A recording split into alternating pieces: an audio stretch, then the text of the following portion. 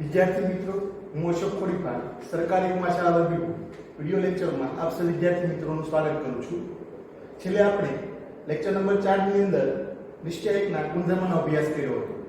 એમાંનો પહેલો ગુણધર્મ હતો નિશ્ચયકની બધી જ હારની અંદર સ્તંભમાં ફેરવતા નિશ્ચયકનું મૂલ્ય બદલાતું નથી. એટલે કે તમને કોઈ નિશ્ચયક અહીંયા ઉદાહરણમાં આપેલું છે, એમાં તમે RI થી CI સંકેતનો ઉપયોગ કરો એટલે કે તમે આ નિશ્ચયકનું મૂલ્ય તમને 5 મળ્યું. હવે તમે આની બધી જ હારને તમે સ્તંભમાં ફેરવો એનું મૂલ્ય મેળવો તો એ તમને કેટલું મળશે? 5 જ મળશે. ગુણધર્મ નંબર 2, નિશ્ચયકની કોઈ પણ બે હાર કૌંસમાં સ્તંભ ની એટલા બદલી કરતા નિશ્ચયકનું મૂલ્ય ચિહ્નમાં બદલાય છે. એનું મતલબ શું થાય? તમને કોઈ એક નિશ્ચયક આપેલો છે, એનું મૂલ્ય મેળવો તમને કેટલું મળે છે? 5 મળે છે.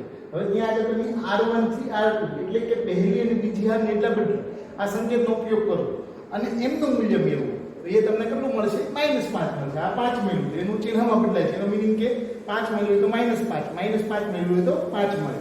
ગુણધર્મ નંબર 3, નિશ્ચયકની કોઈ પણ હાર કૌંસમાં સ્તંભના દરેક ઘટકને અચળ k વડે ગુણતા નિશ્ચયકનું મૂલ્ય k ગણું મળે છે. તો એનો અર્થ કરો શું થાય? અહીંયા નિશ્ચયક આપેલો છે, એની સપોઝ તમે બીજી હારને 3 વડે ગુણો અને એમનું મૂલ્ય મેળવો એટલે કે R2 થી 3R2 આનું સૂત્ર શું થાય? નિશ્ચયકના સંકેતમાં ભેગા બીજી હારને 2 વડે ગુણો. હવે તમે આનું મૂલ્ય મેળવી 5 મેળવો, આને તમે 2 વડે ગુણી અને એમનું મૂલ્ય મેળવો તો એ કેટલું મળશે? કે 5 તેની આપણે જેટલા વડે ગુણ્યા હોય એટલું મળે. અહીં 3 વડે ગુણીએ તો કેટલું મળશે? આપણને 15. તમે -2 વડે ગુણ્યા હોય તો -10 મળે. એ જ રીતે આપણે ગુણધર્મ નંબર 4 વિના નિશ્ચયકની કોઈ પણ હાર કૌંસમાં સ્તંભને અચળ k વડે ગુણી અન્ય હાર કૌંસમાં સ્તંભના ઉમેરતા નિશ્ચયકનું મૂલ્ય બદલાતું નથી. તો એને આપણે ઉદાહરણ આપેલું છે. અહીંયા આગળ એક નિશ્ચયક આપેલો છે, એમનું મૂલ્ય સપોઝ 5 મળે. આપણે ગણતરી કરી નથી પણ સપોઝ 5 મળતું હોય અને ઘણા બધા દાખલાઓ તમે જોયેલા છે ચાર્ટ પેટીમાં. હવે અહીંયા આગળ મેં ગુણધર્મ નંબર 4 લખ્યો R3 થી R3 + 2R1. આનો અર્થ પહેલા તો શું થઈ? આપણે આવવું જોઈએ પહેલી હારને 2 વડે ગુણી ત્રીજી હારમાં ઉમેરતા. ફેરફાર ક્યાં થશે? અહીંયા આગળ કે ત્રીજી હારમાં થશે. પહેલી હારને 2 વડે ગુણવાની છે, પહેલી હારને 2 વડે ગુણો એટલે 1 × 2 એટલે 2. ક્યાં ઉમેરવાની છે આપણે? તો કે ત્રીજી હારમાં. 2 ને 3 કેટલા થાય? 5. આને તમે 2 વડે ગુણો, 2 × 4, 4 ને 2 કેટલા થાય? 6, 4 × 8, 8 ને 5 કેટલા થાય? 13. તો આ આપણે છેલ્લે લેક્ચર નંબર 4 ની અંદર અભ્યાસ કર્યો હતો. ગુણધર્મ 1 થી 4 અને એના ઉદાહરણો આપણે ભણ્યા હતા. હવે આજે આપણે ગુણધર્મ નંબર 5 નો અભ્યાસ કરશું. ગુણધર્મ નંબર 5 આપણને શું કહે છે? કે નિશ્ચયકની કોઈ પણ બે હાર કૌંસમાં સ્તંભના તમામ ઘટકો સમાન હોય. નિશ્ચયકની કોઈ પણ બે હાર કૌંસમાં સ્તંભના તમામ ઘટકો સમાન હોય તો નિશ્ચયકનું મૂલ્ય શું થાય છે? 0 થાય છે. એના આપણને બે ઉદાહરણ મેં અહીંયા બોર્ડ પર અંકિત કરેલા છે. આ પહેલું ઉદાહરણ છે, આ બીજું ઉદાહરણ છે. તમે જુઓ, એમાંની પહેલી હાર છે શું છે? 1, 5 અને 3. બીજી હાર છે કેટલી છે? -1, 2, 0. ત્રીજી હાર કઈ છે? 1, 5 અને 3. તો તમે જુઓ અહીંયા તો ગુણધર્મ નંબર 5 લાગુ પડી શકે. R1 ના બધા જ ઘટકો, R3 ના બધા જ ઘટકો બંને સમાન છે. 1, 5, 3, 1, 5, 3. એટલે કે અહીંયા તમે ડાયરેક્ટલી લખી શકો આ નિશ્ચયકનું મૂલ્ય શું થાય? 0 થાય. શું કામ? તો કે ગુણધર્મ નંબર 5 થી આપણે એવું કહી શકીએ કે કોઈ પણ બે હાર કૌંસમાં સ્તંભના તમામ ઘટકો સમાન હોય તો એનું મૂલ્ય 0 થાય. અહીંયા આગળ આપણે ગણતરી કરશું.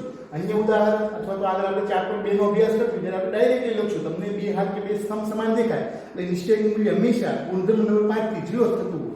આપણે જોઈએ અહીંયા આગળ આનો વિસ્તરણ કરવાનો પ્રયત્ન કરીએ. આપણે પ્રથમ હારના આધારે વિસ્તરણ કરીએ. એક કૌંસમાં 2 × 6, 6 - 5 × 0 એટલે શું થશે? 0. વચ્ચે નિશાની કઈ આવશે? આના આધારે વિસ્તરણ, R1 ના આધારે વિસ્તરણ કરતા હોઈએ ત્યારે 5. તો 5 કાઉન્ટ 5 જે હાર અને જે સ્તંભ હોય ભૂલી જઈએ. 3 × 3 એટલે -3 ઓછા 0 વત્તા હવે નિશાની કઈ આવશે? પ્લસ આવશે. 3 જે હાર અને જે સ્તંભ હોય ભૂલી જઈએ. 5 × 5 એટલે -5, 2 × 2 એટલે ઓછા 2.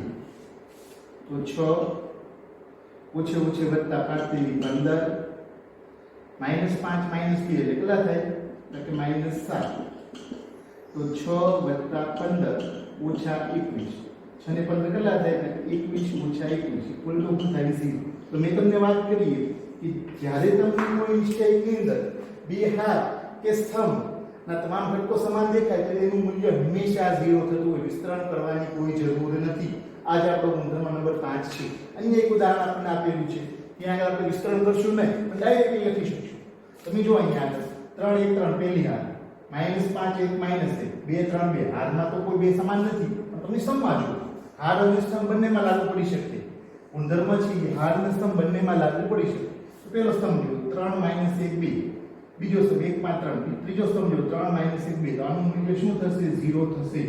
એ ગણતરી કરવાની જરૂર નથી. કૌંસમાં કામ લખી નાખવાનું. ગુણધર્મ અનુપાતથી C1 = C3 એટલું જ કરવાની જરૂર છે, વિસ્તરણ કરવાની જરૂર નથી. આનું મૂલ્ય તમે ઘરે જઈને કદાચ પ્રયત્ન કરો ઘરેથી કે વિસ્તરણ કરો તો તમને 0 જ મળશે. શું કામ? એટલે પહેલો અને ત્રીજો સ્તંભ બંનેના બધા જ ઘટકો સમાન છે. તો આ આપણો ગુણધર્મ નંબર 5 હતો. આગળ આપણે અન્ય એક ઉદાહરણ જોઈએ. આના આધારિત આપણે ગુણધર્મ નંબર 5 આધારિત અન્ય એક ઉદાહરણ ટેક્સ્ટ બુક નું છે, એનો આપણે અભ્યાસ કરીએ.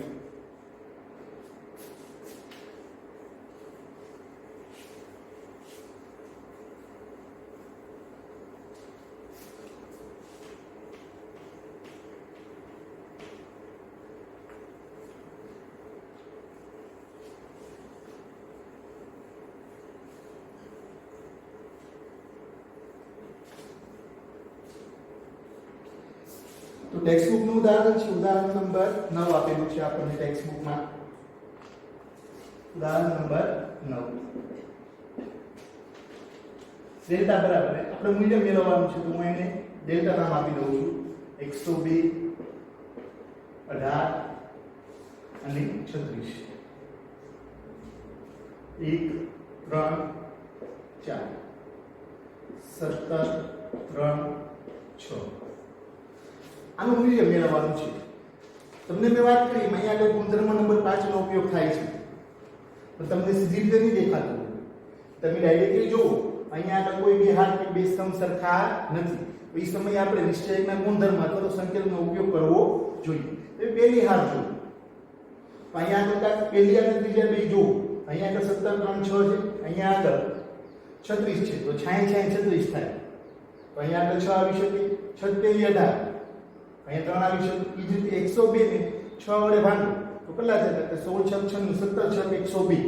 તો તમે પહેલી હારમાંથી સપોઝ 6 કોમન લ્યો, એટલે કે 6 સામાન્ય લ્યો, તો અહીંયા આગળ કેટલા આવી જાય? 6. અહીંયા આગળ કેટલા આવી જાય? 3. અહીંયા આગળ કેટલા આવી જાય? 17. તો આપણે જોઈએ R1 માંથી R1 એટલે શું થાય? પ્રથમ R1 માંથી 6 સામાન્ય લેતા અથવા તો કોમન લેતા. હવે 6 આપણે સામાન્ય લીધા હોય અને નિશ્ચયની બહાર લખવો પડે. મને ક્યારે સામાન્ય લેવાના? કે અહીંથી નીકળતા હોય, અહીંથી નીકળતા હોય, અહીંથી 3 3 માંથી જ્યારે કોમન નીકળતા હોય ત્યારે આપણે એને સામાન્ય લઈ શકીએ, બાકી લઈ શકીએ નહીં. અહીંયા આગળ 17 6 102, 6 આપણે બહાર લઈએ છીએ તો એને લખવા આપણે અહીંયા આગળ 6.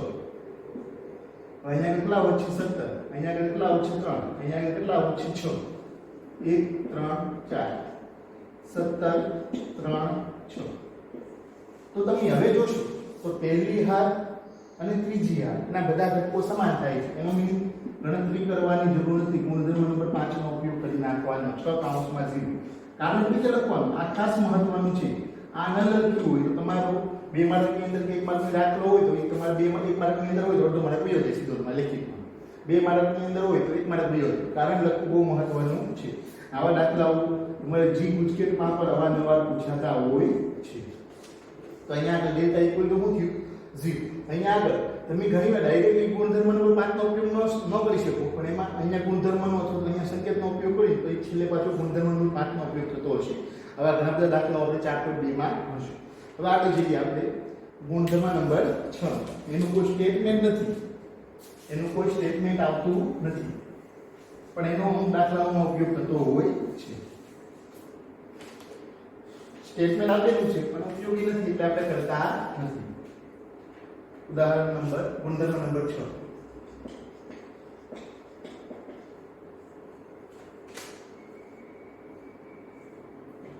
A1 વત્તા લેમ્ડા 1, A2 વત્તા લેમ્ડા 2, A3 વત્તા lambda 3, B1 C1 B1 C1 A1 A3 B1 B2 B3 C1 C2 C3. આપણો ગુણધર્મ નંબર 6 છે. અહીંયા આગળ તમે જોશો તો પહેલી હારમાં છે બે ઘટકો સરવાળા સ્વરૂપે આપેલા છે, બાકીની બંને હાર છે એ તમને સિંગલ ઘટકો આપેલા છે. તો આના આધારે આપણે ગુણધર્મ નંબર 6 પરથી સાબિતી તમને ટેક્સ્ટબુકમાં આપેલી છે. તો એના આધારે તમે બે અલગ અલગ નિશ્ચય લખી શકો. સાબિતી આપણે પૂછાતી નથી એટલે આપણે એનો અભ્યાસ કરતા નથી. પરીક્ષામાં ખાલી આપણે એક્ઝામ્પલ જ પૂછાય છે, કોઈ પણ થિયરી કોન્સેપ્ટ પૂછાતો નથી ગુજરાત બોર્ડમાં અથવા તો JEE અથવા તો નીટ. ગુજકે lambda 1 lambda 2 lambda 3 B1 B2 B3 C1 C2 C3. તો આ તમારો ગુણધર્મ નંબર 6 છે. તમને કોઈ એક હારમાં પછી અહીંયા પહેલી હારમાં તમને બે ઘટકો સરવાળા સ્વરૂપે આપ્યા અથવા તમને બીજી હારમાં આપી શકે, ત્રીજી હારમાં પહેલા સ્તંભમાં, બીજા સ્તંભમાં, ત્રીજા સ્તંભમાં. કોઈ એક પણ હારમાં બે ઘટકો સરવાળા સ્વરૂપે આપેલા હોય તો તમે આ રીતે બે અલગ અલગ નિશ્ચય લખી શકો. આ તમને ગુણધર્મ નંબર 6 કહે છે. એને નંબર એક આપણે ઉદાહરણ જોઈએ. ઉદાહરણ નંબર 10 ટેક્સ્ટબુકનું ઉદાહરણ છે. ઉદાહરણ નંબર 10 સાબિત કરવાનું છે. તો એના માટે હું ડાબી બાજુ બરાબર લખું કે નિશ્ચય બરાબર 0 સાબિત કરવાનું છે. તો એના માટે હું ડાબી બાજુ લખું A B C A વત્તા 2x B વત્તા 2y અને C વત્તા 2z x y z. આનું મૂલ્ય આપણે 0 સાબિત કરવાનું છે. તો તમે જો મેં તમને વાત કરી કે તમને બે ઘટકો સરવાળા છે પહેલી હારમાં આપી શકે, બીજી હારમાં આપી શકે, ત્રીજી હારમાં આપી શકે, પહેલા સ્તંભમાં, બીજા સ્તંભમાં અથવા તો ત્રીજા સ્તંભમાં તમને ત્યાં બે ઘટકો તમને સરવાળા સ્વરૂપે આપી શકે. હવે જો અહીંયા આગળ આપણે જુઓ તો બીજી હારમાં બે ઘટકો સરવાળા સ્વરૂપે આપ્યા છે. અહીંયા આગળ આપણે લખીએ ગુણધર્મ નંબર 6 પરથી જેનો ઉપયોગ કરતા હોય એનો ઉલ્લેખ કરવો ખાસ જરૂરી છે. ગુણધર્મ 6 પરથી તમે બે અલગ અલગ નિશ્ચય લખી શકો A B C. અહીંયા આગળ પહેલી અને ત્રીજી હાર એમ જ રહેશે. ક્યાં ફેરફાર થશે કે માત્ર બીજી હારમાં ફેરફાર થશે. A B C x y z વત્તા બીજી હાર તમારી શું થઈ જશે કે બીજો મિસ્ટેક તમારો શું થશે કે A B C. અહીંયા આગળ શું આવશે 2x 2y 2z x y z. તમે જોઈ શકો છો અહીંયા આગળ પહેલી અને બીજી હાર સરખી છે એનું મૂલ્ય 0 થશે. પણ અહીંયા આગળ આપણે અહીંથી બે સામાન્ય લઈ લઈએ બીજી હારમાંથી, આનું મૂલ્ય શું થઈ શકે 0 થઈ શકે. તો બંનેનો આપણે જવાબ એક સાથે લખીશું. એટલે અહીંયા લખીએ છીએ A B C x y z. હવે અહીંયા શું લખીએ કે R2 માંથી અહીંયા આ કેટલા મિનાર છે તો બીજા R2 માંથી બે સામાન્ય લેતા, R2 માંથી બે સામાન્ય લેતા એટલે વત્તા બે કાઉન્સમાં બે સામાન્ય લઈને બે બહાર આવી ગયો A B C x y z x y z. અહીંયા આગળ આપણે બીજી હારમાંથી બે સામાન્ય લીધા એટલે બહાર લખવા જરૂર છે. હવે તમે જોઈ શકો છો અહીંયા આગળ પહેલી અને બીજી હારના બધા ઘટકો સમાન છે. અહીંયા આગળ બીજી અને ત્રીજી હારના બધા ઘટકો સમાન છે. આનું મૂલ્ય શું થઈ શકે ગુણધર્મ નંબર 5 થી 0 થઈ શકે. બે કાઉન્સ આનું મૂલ્ય ગુણધર્મ નંબર 5 થી શું થઈ શકે 0 કાઉન્સમાં લખવાનું. પહેલા નિશ્ચયમાં શું હતું કે R1 = R2 કામ શૂન્ય થયું એટલે પહેલી અને બીજી હાર સરખી હતી. અને બીજા નિશ્ચયમાં કે R2 = R3 એટલા માટે બંને મૂલ્ય 0 થાય. ફાઇનલી આનું મૂલ્ય શું થાય 0 = જમણી બાજુ therefore ડાબા બરાબર જમણા. આવું આપણે લખી શકીએ. હવે આપણે અહીં આગળ 1 થી 6 ગુણધર્મ પૂરા કર્યા. હવે આપણે આગળ જતા સ્વાધ્યાય 4.2 નો અભ્યાસ કરશું. એમાં તમારે ખાસ જરૂરી છે કે તમને ગુણધર્મ બધા આવડવા જોઈએ, તમને સંકેતોનો બધા આવડવા જોઈએ, એના સ્ટેટમેન્ટ ખાસ આપણને યાદ હોવા જોઈએ. તો તમે સરળતાથી 4.2 નો અભ્યાસ કરી શકશો. 4.2 ના પહેલા દાખલાની રકમ જુઓ તમે. એક પહેલા દાખલાની અંદર તમને 5 દાખલાઓ આપેલા છે. પણ એક નાની એવી શરત આપેલી છે. કઈ શરત આપેલી છે એ તમે જુઓ. તેમાં એવું લખેલું છે નિશ્ચયકના ગુણધર્મનો ઉપયોગ કરી અને વિસ્તરણ કર્યા સિવાય આપેલા દાખલાઓ ગણવાના છે. એટલે કે ગુણધર્મનો ઉપયોગ કરવાનો છે, ડાયરેક્ટલી વિસ્તરણ કરવાનું નથી. પહેલો દાખલો આપણને આપેલો છે ડેલ્ટા બરાબર સાબિત કરવાનું છે. તો ડાબી બાજુ લઈ લો. જ્યારે સાબિત કરવાનું હોય ત્યારે ડાબા બાજુમાં લેવું પડે. તો ડાબી બાજુ બરાબર x y z a b c x + a y વત્તા b અને z વત્તા c ઇક્વલ ટુ 0 આપણે સાબિત કરવાનું છે પેલા એ બદલી દીધું. હવે જો આ દાખલો છે એ તમે હમણાં ઉદાહરણ નંબર 10 નહીં ના એ રીતે પ્રયત્ન કરો. મેં તમને વાત કરી હતી ગુણધર્મ નંબર 6 થી કોઈ એક હાર અથવા સ્તંભમાં બે ઘટકો સરવાળા સ્વરૂપે આપેલા હોય તો તમે બે અલગ અલગ નિશ્ચયક લખી શકો, એ રીતે ગણી શકો. અથવા તો આપણે અહીંયા અન્ય ગુણધર્મથી ગણવાનો પ્રયત્ન કરીએ. જવાબ બંનેમાં સેમ જ આવશે. તમે ગુણધર્મ નંબર 6 નો ઉપયોગ કરો, બે અલગ અલગ નિશ્ચયક બનાવો અને એના આધારે ગણી શકો. અહીંયા આગળ હું અન્ય ગુણધર્મનો ઉપયોગ કરું. મને ગુણધર્મ નંબર 4 નો ઉપયોગ અહીંયા દેખાય છે. કઈ રીતે? કારણ કે તમે જુઓ R1 થી R1 વત્તા C1 થી C1 વત્તા C2.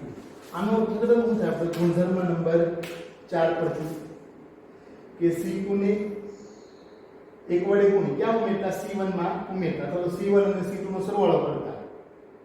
C2 ને C1 વડે ગુણી C2 ને એક વડે ગુણી C1 માં ઉમેરતા અથવા તો C1 વત્તા C2 નો સરવાળો કરતા. પણ ક્યાં આગળ એ મહત્વનું સૌથી મોટું એટલે પહેલો સ્તંભ જ્યાં હોય ત્યાં આગળ બંને સ્તંભનો સરવાળો કરવાનો છે C1 અને C2 નો. બે રીતે તમે સમજી શકો. બીજા સ્તંભને એક વડે ગુણી પહેલા સ્તંભમાં ઉમેરતા અથવા તો પહેલા અને બીજા સ્તંભનો સરવાળો કરતા. પણ ક્યાં આગળ? C1 માં. તમે આવું નવું C2 માં કરી શકો. કદાચ તમને એવું મન થાય તમારે બીજા સ્તંભમાં સરવાળો કરવો છે, બીજા સ્તંભમાં કરી શકો C2 વત્તા C1 આવું લખ્યું હોય તો ફેરફાર ક્યાં થાય? બીજા સ્તંભમાં. પહેલા જે લખેલું છે એના આધારે તમે જુઓ તો ફેરફાર ક્યાં થશે? C1 માં. બે માંથી ગમે એ રીતે લખી શકો.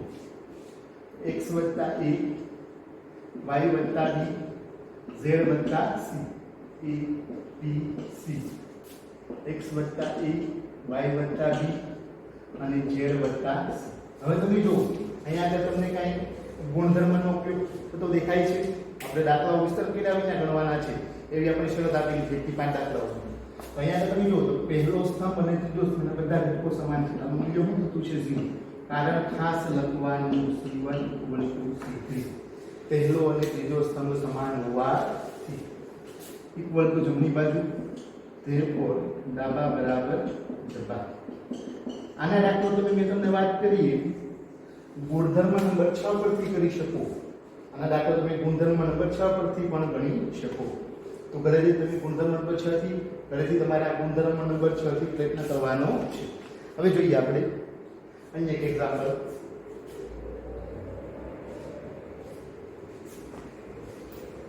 બીજો એક્ઝામ્પલ છે ડાબી બાજુ એ સાબિત કરવાનું છે કે 0 લાવવાનું છે. ડાબી બાજુ બરાબર a ઓછા b b ઓછા c c ઓછા a b ઓછા c c ઓછા a a ઓછા b c ઓછા a ઓછા b b ઓછા c ઇક્વલ ટુ 0. તો આપણે ઇક્વલ ટુ 0 સાબિત કરવાનું છે. તારી બાજુ લીધી આપણે ઇક્વલ ટુ 0 લખવાની જરૂર નથી. તો આનું મૂલ્ય આપણે 0 લાવવાનું છે. હવે આપણે ગુણધર્મનો ઉપયોગ કરવાનો છે. વિસ્તરણ કર્યા સિવાય આપણે સાબિત કરવાના છે દાખલાઓ બધા. તો અહીંયા આગળ તમે જુઓ તો તમને કોઈ બે હાર કે બે સ્તંભ હરખે નથી દેખાતી એટલે ગુણધર્મ નંબર 5 નો તમે ડાયરેક્ટલી ઉપયોગ ન કરી શકો. કોઈ એક હાર કે સ્તંભમાં ઘટકો સરવાળા સ્વરૂપે નથી આપેલા એટલે તમે ગુણધર્મ નંબર 6 નો ઉપયોગ ન કરી શકો. તો અન્ય રીતે આપણે કંઈક વિચારવું પડશે. તો અહીંયા આગળ એવું વિચાર કે હું બીજી હારની એક વડે ગુણી ક્યાં ઉમેરું? પહેલી હારમાં ઉમેરું. બી બીજા છે. એ જ રીતે ત્રીજી હારની એક વડે ગુણી ક્યાં ઉમેરું? પહેલી હારમાં. તો જો અહીંયા આગળ હું આ સંકેતનો ઉપયોગ કરું છું. R1 થી ગુણધર્મ નંબર 4 નો ઉપયોગ કરું છું. R1 થી R1 વત્તા R2 વત્તા R3. આનો અર્થઘટન શું થશે? કે બીજી હારની એક વડે ગુણી પહેલી હારમાં ઉમેરતા. જો આગળના દાખલામાં આપણે ઉપયોગ કર્યો હતો ત્રીજી હારની એક વડે ગુણી પહેલી હારમાં ઉમેરતા. અથવા તો ફેરફાર ક્યાં થશે? અહીંયા આગળ પહેલી હાર. અથવા તમે એવું વિચારી શકો પહેલી હારની અંદર બીજી હાર અને ત્રીજી હાર ઉમેરતા. પહેલી હારની અંદર બીજી હાર અને ત્રીજી હાર ઉમેરતા. તો કરવાથી ફાયદો શું થશે? કે જો પેલા ઘટકને જોઉં છું બીજી હારની એક વડે ગુણી અહીંયા ઉમેરું તો શું થશે? a ઓછા b. આ લખવાનું નથી સમજવા માટે છે. b ઓછા c. એ જ રીતે ત્રીજી હારની ક્યાં ઉમેરવાનું છે? પહેલી હારમાં. તો c ઓછા a. તો પેલા ઘટક માટે આપણે વિચાર કરીએ. અહીંયા તમે જુઓ bb ગયા cc ગયા અને a ગયા. bb ગયા cc ગયા અને a ગયા. તો વધ્યું હું તમારે છેલ્લે 0. તો એવું તમે અહીંયા આગળ કરશો, આની એક વડે ગુણ્યામાં ઉમેરો, આની એક વડે ગુણ્યામાં ઉમેરો, અહીંયા 0 આવશે. એ જ રીતે આની એક વડે ગુણ્યામાં ઉમેરો, આની એક વડે ગુણ્યામાં ઉમેરો, તેનું મૂલ્ય શું આવશે? 0. હું કહી શકો તમે આ સંકેતનો ઉપયોગ કરી પહેલી હારમાં પહેલી હાર વત્તા બીજી હાર વત્તા ત્રીજી હાર લેતા. અહીંયા આગળ 0 0 0. ફેરફાર ક્યાં થશે? તો કે પહેલી હારમાં, બીજી ને ત્રીજી હારમાં તો જે છે એમ નામ જ રહેશે.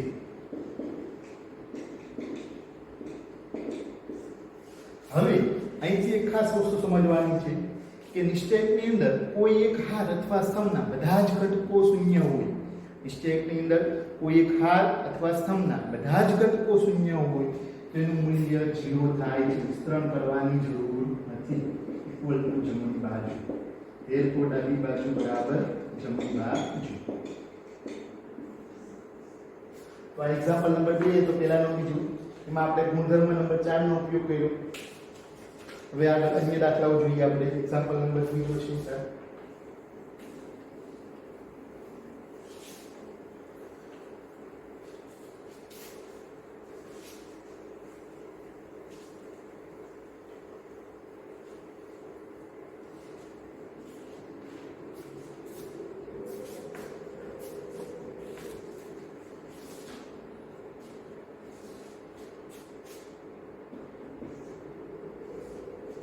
એમને સાબિત કરવાનું છે. હું ડાબી બાજુ બરાબર લઉં તો ડાબી બાજુ બરાબર 2 7 6 5 3 8 75 5 9 86.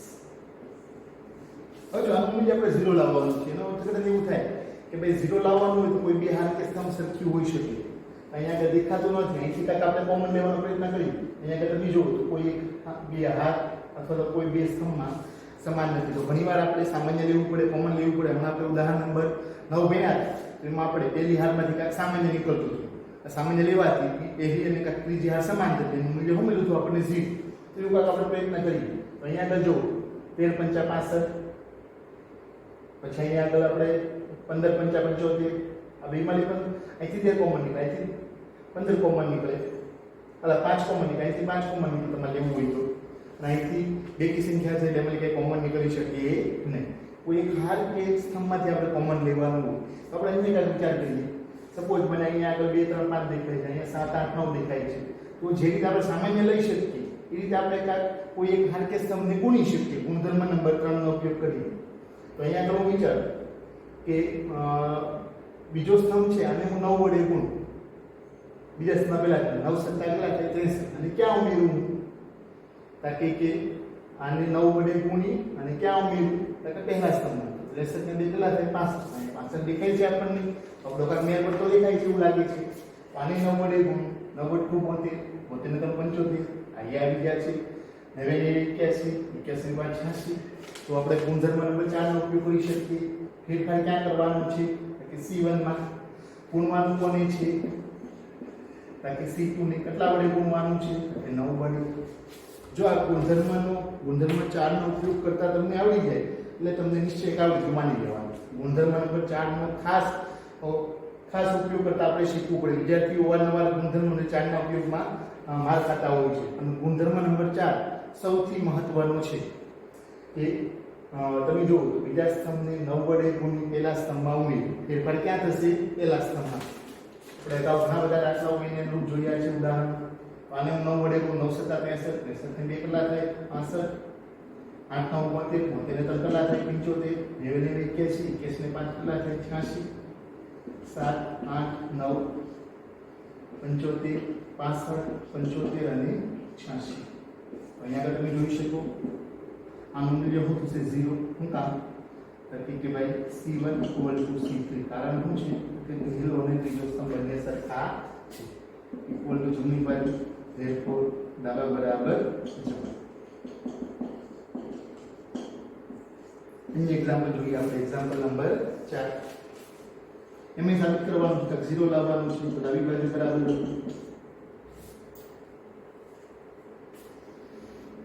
1 1 1 BC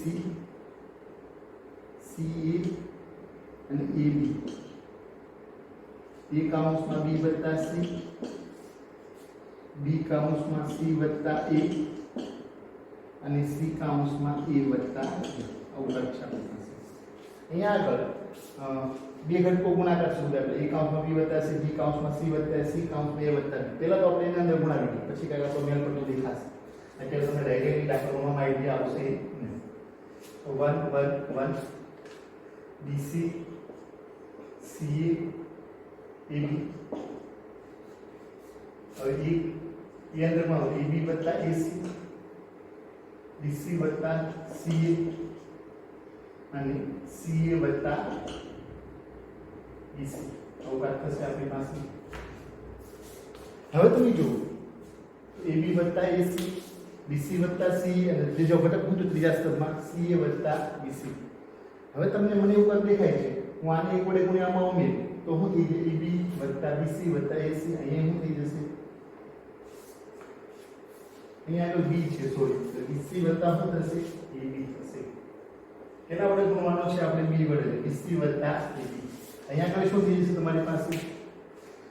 AB વત્તા BC વત્તા C. એ જ અહીંયા આગળ શું થઈ જાય? AB વત્તા BC વત્તા C.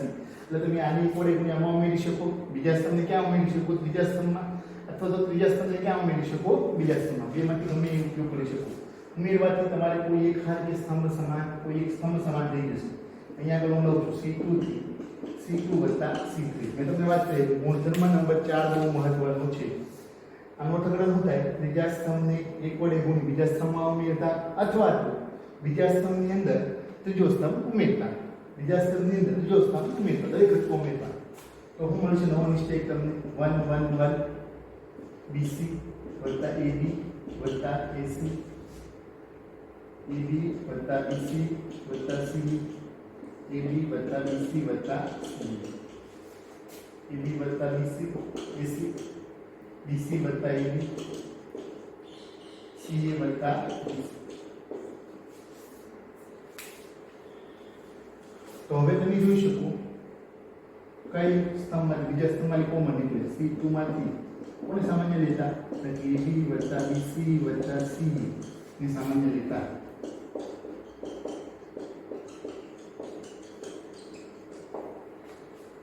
તો સામાન્ય લઈએ એટલે તો ડાયરેક્ટ લખવું પડે AB વત્તા BC વત્તા CA.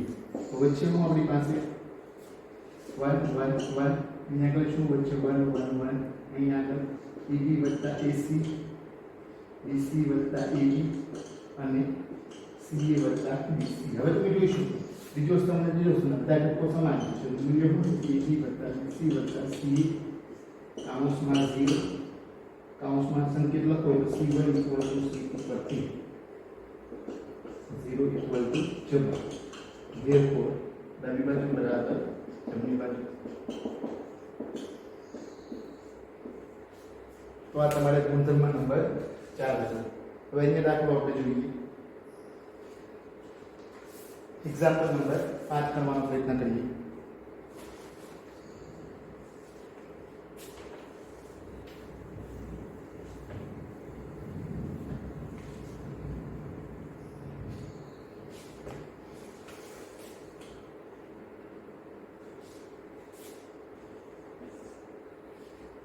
ડાબી બાજુ બરાબર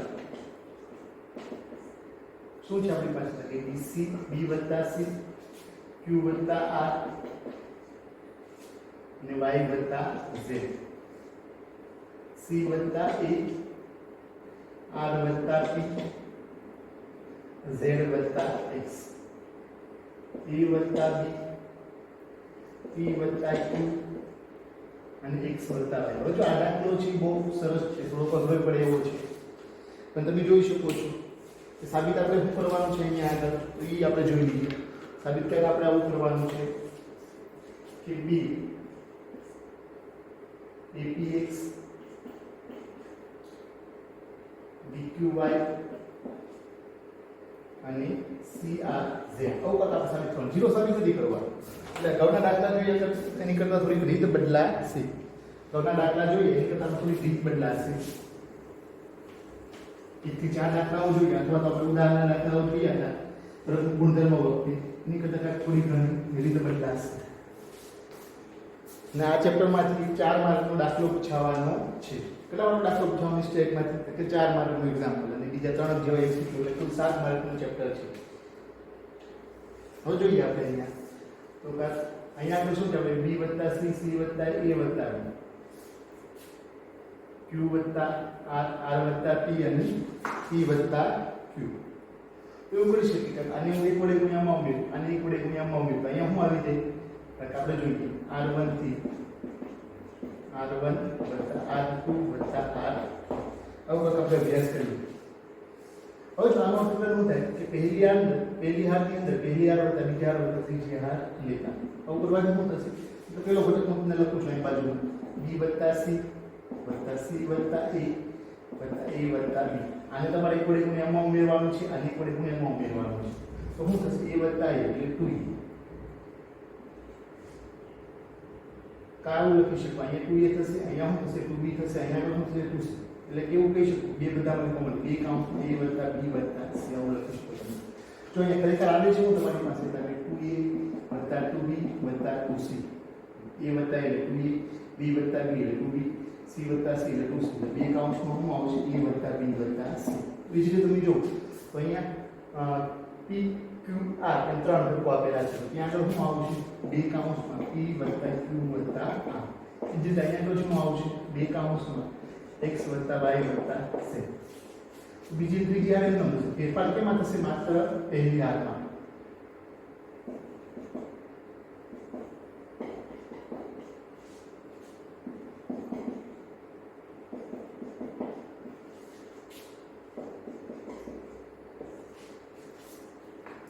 હવે તમે જોઈ શકો છો કે કોમન નીકળે છે. કેમાંથી કોમન નીકળે છે? કે પહેલી હારમાંથી r1 માંથી આપણે જો સાબિતીમાં બે લાવવાના છે. પેલા બે તો આવી ગયા, r1 માંથી બે સામાન્ય લેતા. અહીંયા આગળ મગજમાં એ રાખવાનું છે કે 0 જવાબ લાવવાનો છે કે આવો જવાબ લાવવાનો છે આપણે. તો જોઈએ આપણે બે બાય લઈએ તો વચ્ચે હું આપણી પાસે a + b + c p + q + r x + y + z c + p a r + p z + x p + b p + q x + y. હવે તમે જોઈ શકો છો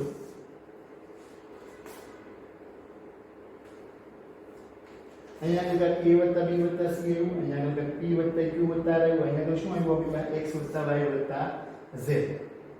હવે હું આને બીજી હારને -1 વડે ગુણી ક્યાં ઉમેરું? પહેલી હારમાં ઉમેરું અથવા તો પહેલી હારમાં બીજી હાર બાદ કરતા. એવું કરવાથી શું થશે? કે અહીંથી c c વ્યા જશે, અહીંથી rp વ્યા જશે, અહીંથી શું વ્યા જશે? કે z અને x વ્યા જશે. એટલે કે જોઈએ r1 થી r1 - r2 આનો તગડો શું થશે? કે પહેલી હારમાંથી બીજી હાર બાદ કરતા અથવા તો બીજી રીતે આપણે સમજવું હોય તો બીજી હારની -1 વડે ગુણ ક્યાં ઉમેરતા? પહેલી હારમાં ઉમેરતા અથવા તો પહેલી અને બીજી હારની બાદબાકી કરતા. ક્યાં આગળ ફેરફાર કેમાં થશે? અહીંયા આગળ સ્ટાર્ટિંગ જે r1 માં r1 - r2 લેતા. તો પહેલી બીજાની બાદબાકી કરી તો પહેલી હાર પેલો ઘટક કયો છે તમારી પાસે? a + b + c - a. આને માઈનસ વડે ગુણ તો અહીંયા માઈનસ થી પ્લસ બહાર માઈનસ એટલે પ્લસ નો માઈનસ થઈ જશે. તો c વ્યા જાય, a વ્યા જાય. તો વધે હું પેલો ઘટક એટલે b. અહીંયા આગળ એ જ રીતે rp છે તો આ બી માઈનસ થઈ જશે. તો r અને p બંને વ્યા જશે. તો વચ્ચે હું q. એ જ રીતે અહીંયા આગળ આ z અને x બંને માઈનસ થઈ જશે. તો વચ્ચે હું y. આ બંને તો એમનેમ રહેશે. ફેરફાર ક્યાં થશે? કે r1 માં.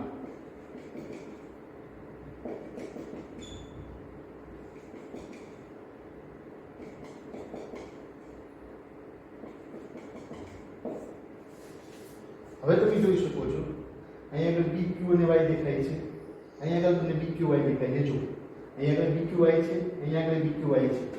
એનો મીનિંગ શું થાય કે ભાઈ હું r1 ને -1 વડે ગુણી ક્યાં ઉમેરું? r3 માં. અથવા તો r3 - r1 લેતા. હું લેતા ફેરફાર ક્યાં થશે? અહીંયા આગળ કે આને -1 વડે ગુણ્યામાં ઉમેરવું છે. તો અહીંયા b વ્યા જાય, અહીંથી q વ્યા જાય, અહીંથી y વ્યા જાય. એટલે કંઈક આવું લાવવાનું છે. સિંગલ ઘટક, ડબલ ઘટક આપણે દૂર કરવા પડશે.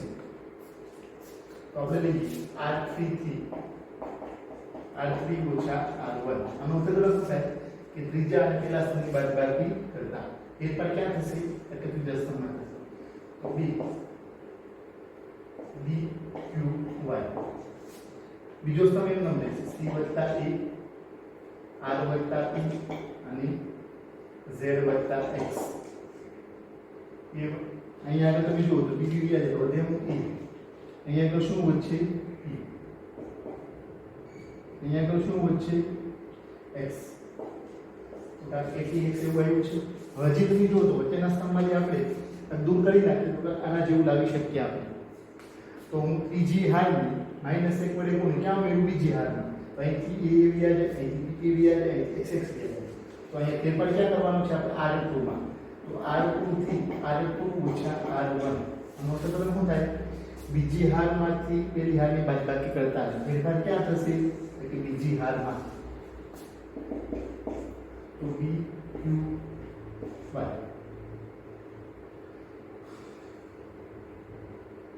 c r z a p x હવે તમે જોઈ શકો છો કે આના જેવું આવી ગયું છે અને થોડી બધી હાર યાદ આવડી છે પેલી હાર કઈ છે અહીંયા px તો અહીંયા પહેલી હાર કઈ છે ત્રીજી હાર છે પછી બીજી હાર કઈ છે pqy બીજી હાર છે તમારી કઈ છે પેલી હાર છે તો અહીંયા આગળ હવે હું ગુણધર્મ નંબર 2 નો ઉપયોગ કરું સૌથી પહેલા તો હું લઉં છું r1 થી r3 આનો અર્થ શું થાય r1 થી r3 પહેલી અને ત્રીજી હારની અદલાબદલી કરતા હવે ખાસ યાદ રાખવાનું કે જ્યારે નિશ્ચયકની ગુણધર્મ નંબર 2 હોય નિશ્ચયકની કોઈ પણ બે હાર કે સ્તંભની અદલાબદલી કરતા નિશ્ચયકનું મૂલ્ય છે ચિહ્નમાં બદલાય છે કે સપોઝ અહીંયા આગળ જે નિશ્ચયક છે એ પ્લસમાં છે તો અહીંયા પહેલા અને ત્રીજા સ્તંભની તમે પહેલી અને ત્રીજા તમે અદલાબદલી કરો નિશ્ચયકનું મૂલ્ય કેવું મળશે આપણને કાંઈક માઈનસ મળશે સમજો ખાસ મગજમાં રાખજો તમે મગજમાં નહીં બેસે પણ સપોઝ મેં તમને વાત કરી હતી તમને કોઈ નિશ્ચયક આપેલો હોય